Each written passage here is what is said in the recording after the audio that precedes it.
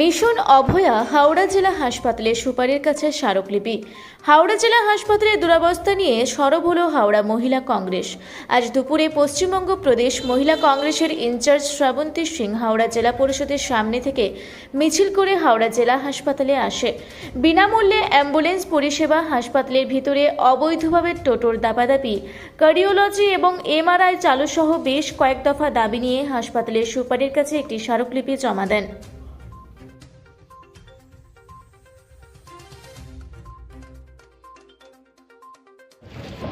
আজকে আমাদের কর্মসূচি হচ্ছে যে আমাদের মহিলা কংগ্রেসের পক্ষ থেকে আপনারা দেখতে পাচ্ছেন মহিলারা মিলে আমরা এখানে এসেছি।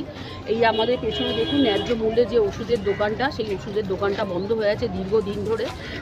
আত্মীয় পরিজনরা রুগীর ভীষণভাবে হয়রানিতে পড়ছে। আর বিনামূল্যে যে অ্যাম্বুলেন্স পরিষেবা, সেই পরিষেবাও বন্ধ আছে। আর হচ্ছে যে আপনার এখানে দেখবেন কার্ডিওলজি ওপিডি নেই, নিউরোলজির ওপিডি নেই।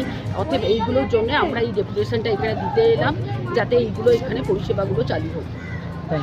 সুপার আশ্বাসন দিয়েছেন যে স্বাস্থ্য ভবনে এই বিষয়গুলো নিয়ে কথা বলবেন, কেন ওনাদেরও একটা দায়রা আছে, তার মধ্যে থেকে ওনারা কাজ করবেন।